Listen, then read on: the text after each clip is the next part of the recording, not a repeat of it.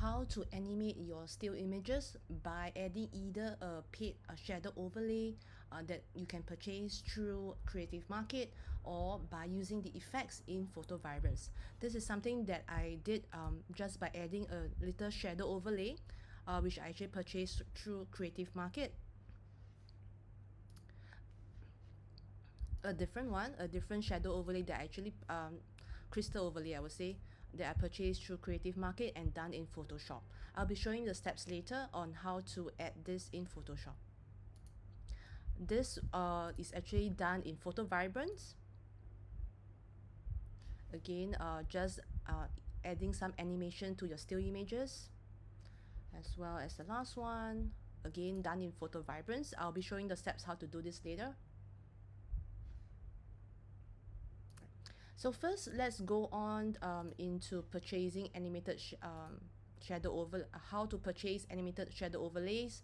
What I do is just I key in animated overlays, and then this is the one that I purchased under for the crystal lights, and then I purchased a different one for the shadow overlays, not this one, but a different one. How I've done the process. So this is actually in Photoshop, and how I've added the shadow overlay over here. If you have not activated your timeline, you can simply do so by under window, click timeline, and this will appear. How you actually add in this shadow overlay is by over here. These are actually all the examples of the shadows that come with the bundle, right? And what you do simply is just drag into your Photoshop, and there you can see this is the shadow overlay that I've chosen. Under layers, please change it to overlay, and then under opacity you can do between I don't suggest doing 100, right, because that's really like obvious. So anywhere between 20 and 40 is actually sort of like advised by the person who's the creative who's actually selling these overlays. But I will say try out like a different variations, right, to see what works for you. And then over here you can simply move around where the shadow is, make it something that is subtle but then like obvious enough, right?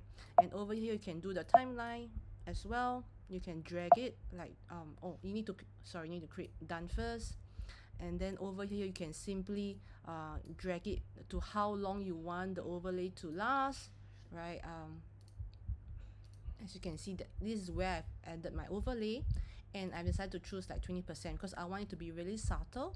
And I've decided to add a Gaussian blur as well to it to blur it out further. So under Gaussian blur, simply filter Gaussian blur, and then it will actually add in over here. This is for the one for the coconut water.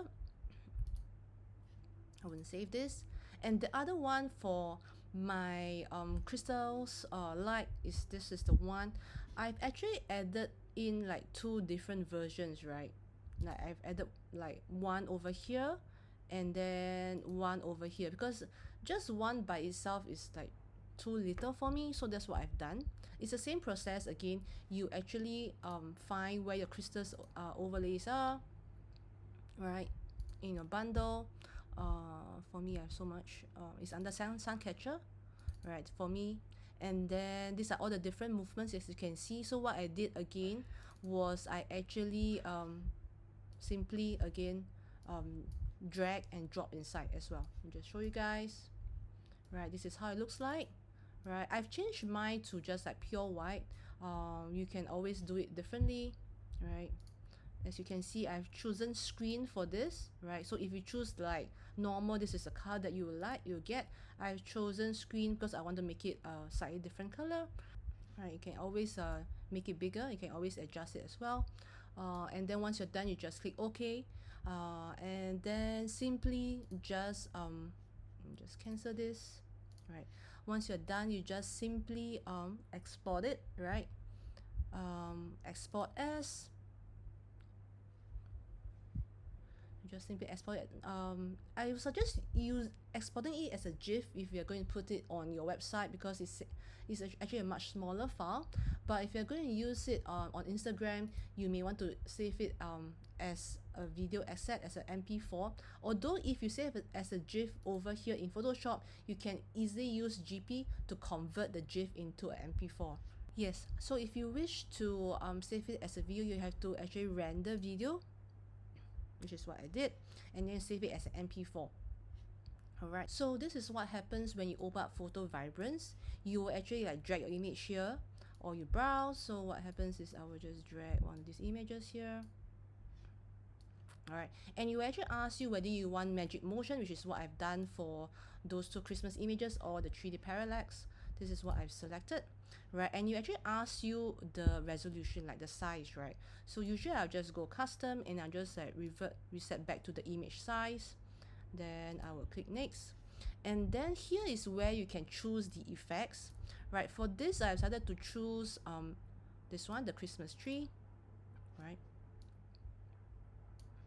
And that will be like some sort of opacity, right? So you can see I've chosen 100% opacity for this, right?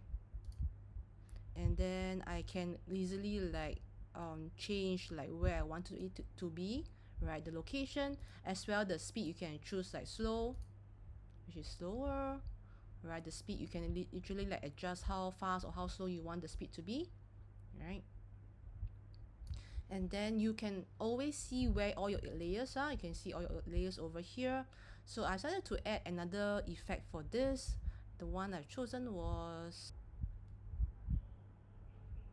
so this was the other one I've chosen. It was dust. Again, I brought down the opacity lower, and you know, because the overlay effect is actually pretty small, right? So you can always expand it if you wish to, and then bring down the opacity. Again, you could choose the speed as well. I just chose regular, and this is how. So as is going, you can always like adjust like the location, like of, you can always adjust like how you want it to be, like, you know, resize it, change the location, make it sure that is exactly the way you want it.